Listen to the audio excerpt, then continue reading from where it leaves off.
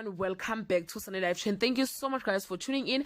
I'm here to update you of what's going to happen on Imbewu the Seed from the 15th to the 19th of August 2022 on Monday.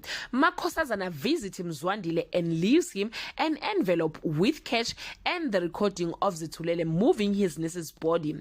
Tusheneni presume Nomsa won't go through with Mpangele's ritual party stand when she says she wants him to do it with her on Tuesday.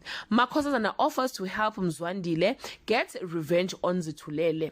After hearing Zithulele will be at the harbor for dinner, she passes the information to Mzwandile and he gets ready to kill on Wednesday.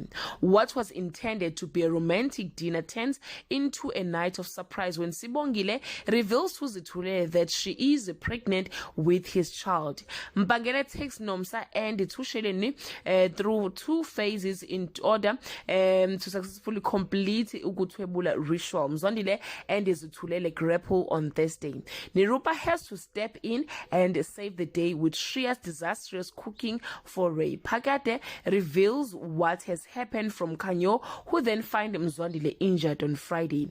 The Bengals decide to take matters in their own hands when Mzwandile is missing.